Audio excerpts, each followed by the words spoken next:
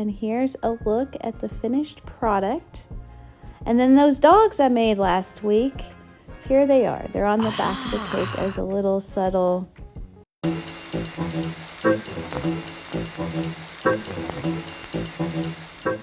Hey, so welcome back. Today you're going to see me assemble a wedding cake, a 3-tier wedding cake from start to finish.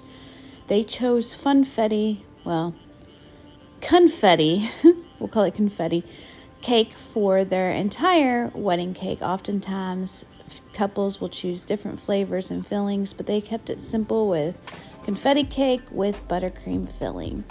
So what you'll see me doing here is assembling the tier, which is composed of 4 layers and 3 layers of filling, 4 layers of cake and 3 layers of filling. All of my cakes are 4 layers of cake and 3 layers of filling unless otherwise specified.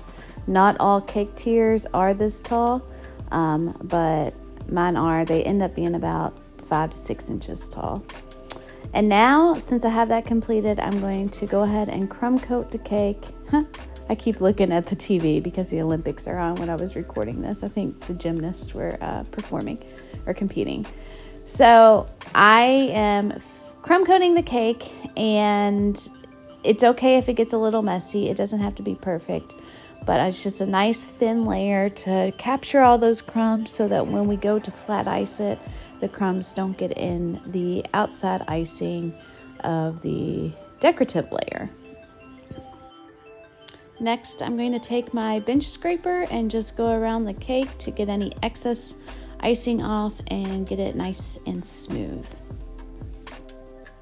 After I crumb coat my tiers, I cover them in clear wrap before I put them in the refrigerator overnight so that it just keeps from anything else, any other crumbs falling on them, or really the main reason is just to seal in the moisture and make sure the cake stays nice and moist. That way, because it doesn't have a full coat of icing on it, any areas that might be missing some icing won't dry out.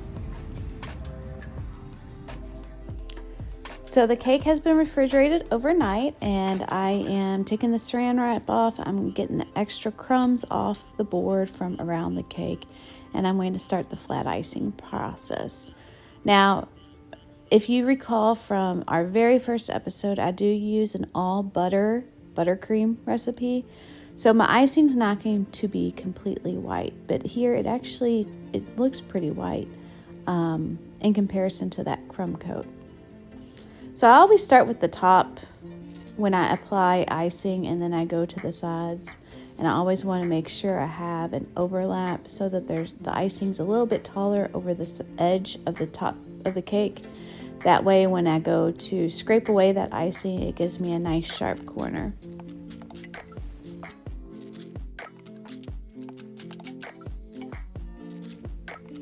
I'm going to take my bench scraper here to go around the cake, and it's not so much to get it perfectly smooth, but more so to make sure that the icing is even all the way around.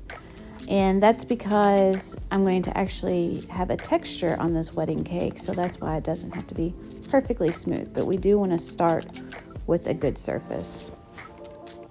And you just saw me scraping away the top edge of the corner. Now, this isn't the final coat, so it's not perfectly squared off, but my main goal here was to make sure I have straight sides and a flat level top. Clearly I was not happy with it, so I start again. Well, look who it is. Who do you think Jaslyn gets her shenanigans from? Bingo! You know what? I just had a thought. Seeing Philip and how long he's seen me flat ice cakes, I think we should do a challenge to where we teach him how to flat ice a cake. Let me know if you think we should do that and record it. Nope. It might be a fun video.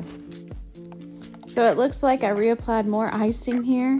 I think I saw cake showing through the icing, which is why I wanted to make it a little bit thicker. So that's why I was doing that. After all of these years of flat icing, I still don't get it on the first try. So the texture that we're using on this wedding cake is more of I call it a spatula texture. It's where I take my offset spatula and I go around and around and around on the tier to give it this textured look. It's not a perfectly horizontal line. Some brides do want that. This bride, all the inspiration pictures she showed me had a little bit of a rustic feel to it. So I don't have to make it perfect, but at the same time, I am making sure that it looks good, and I have to make sure all the tiers look the same.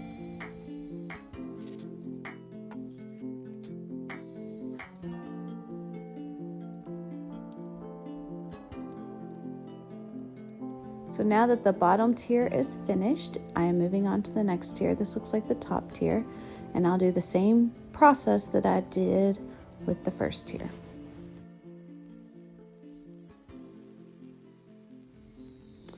So moving right along, I am needing some fondant because I prefer to cover my drums. A drum in the cake world is like a thick cake board that you can put tiered cakes on. It's thicker than just a regular single cardboard for single tier cakes.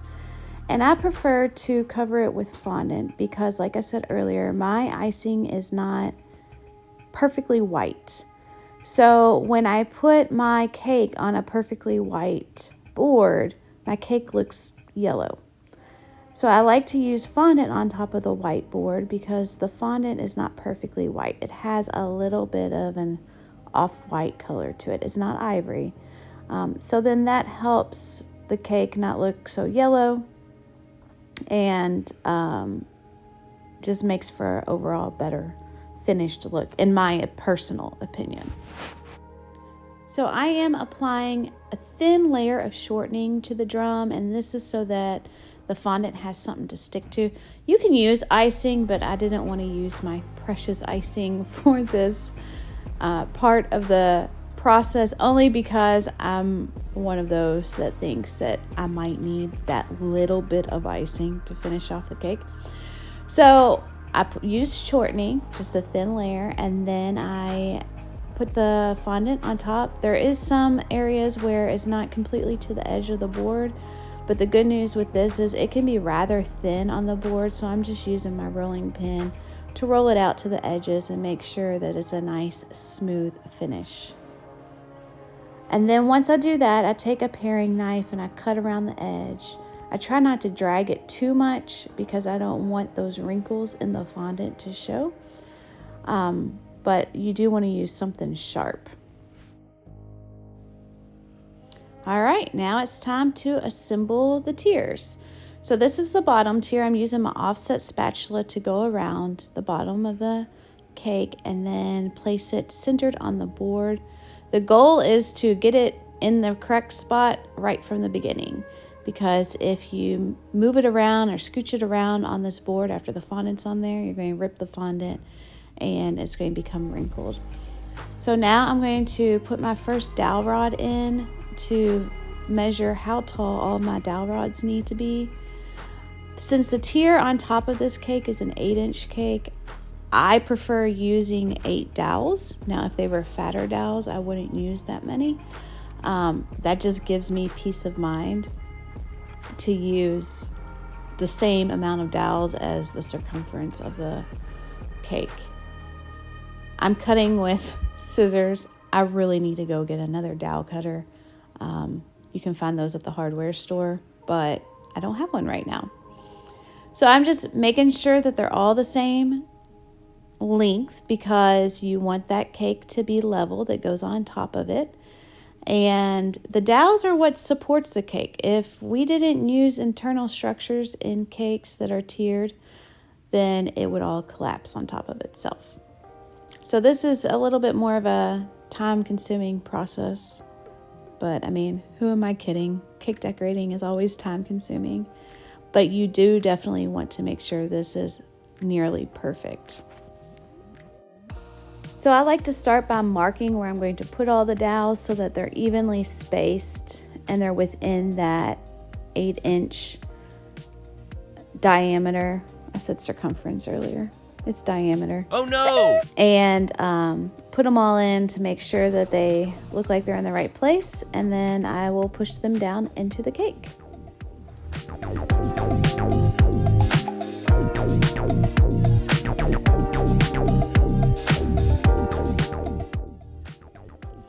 So here goes the stacking. This part used to make me so nervous, but with more practice, it becomes easier. You just have to make sure you have a good handle on the cake. And because I'm stacking it at home, the cake is nice and cold. So if, for instance, like one of my last videos, my hand goes into the cake, I can usually fix it. But I try not to do that. I use my offset spatula to help me transfer the cake as well as my hand. And then we do the process over and over. For this, with the dowels, the only tier that doesn't get the dowels is the top tier, because the top tier, nothing is going on top of it.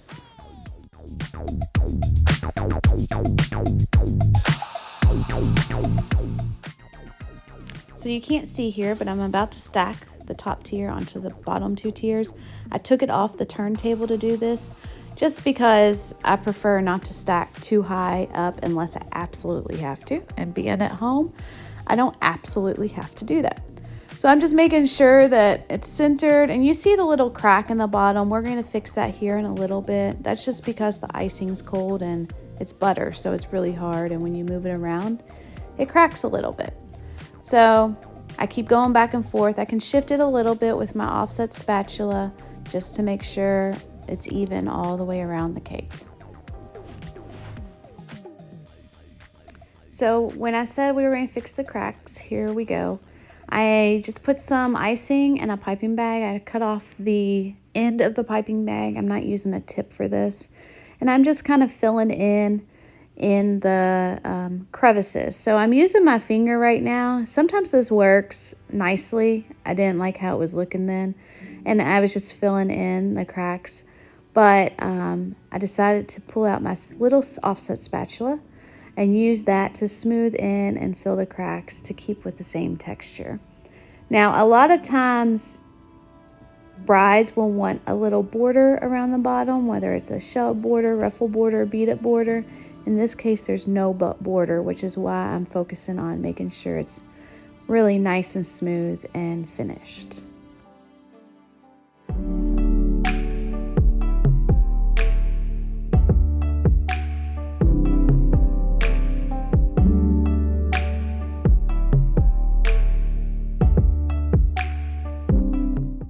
So now I'm cleaning off the edge of the board because I plan to put a ribbon around it.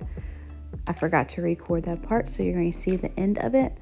And you like to choose a ribbon that matches the wedding or is just an off-white ribbon, again, to just make it look real finished. I think finished looks come from all of the details involved. So I just use some hot glue and I go around little dabs at a time and just attach the ribbon that way. So this is my trusty cake safe. I have had it for years when I was trying to figure out a way to make my deliveries faster so I didn't have to stack cakes on site, and I wanted something that kept my cake nice and safe through the bumps. And also, if it rained, it wouldn't get rained on. So I love this contraption.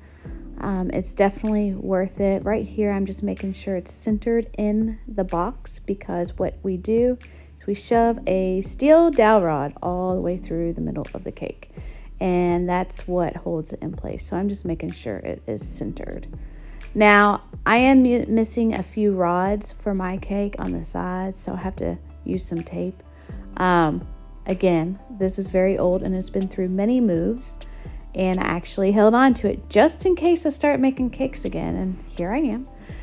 And so you'll see a little bit of tape. That's not how it's really done. Oh, hey, Jazz. She had to jump in too. And she's silly. So I'm just assembling the box, and then it also makes it easier to carry and just really gives me lots of peace of mind. This girl is something else. I didn't realize she was doing all that. Anyhow. So if you do make tiered cakes, and you have to travel with them, or even just up the road, this does come in different sizes. There's bigger ones, there's smaller ones, whatever will fit in your car. So we drove about 30 minutes with this cake. It kept it nice and insulated too, nice and cold for the ride, because I think it was in the 90s that day, upper 90s. So, and it was very humid. Jaslyn is my helper for deliveries nowadays. She holds the doors, she carries things, she carries boxes and bags, and keeps an eye on the cake in the back, even though it's fine. But what is she doing here? She is so silly. But she's my little right-hand lady on deliveries now. So we're headed on our delivery, and I'm clearly freezing Jaslyn out with the cake in the back. And after we got there, I placed the fresh flowers, and here's a look at the finished product. And then those dogs I made last week, here they are. They're on the back of the cake as a little subtle surprise, even though the bride and groom knew about it. But they can't have their dogs at the wedding. So here they are on the cake, digging into the cake a little bit. So if you like what you saw today, make sure to like, share, and subscribe to our channel. Follow us on Instagram, and that way you can keep up with more things that we're doing. And we'll see you all next week.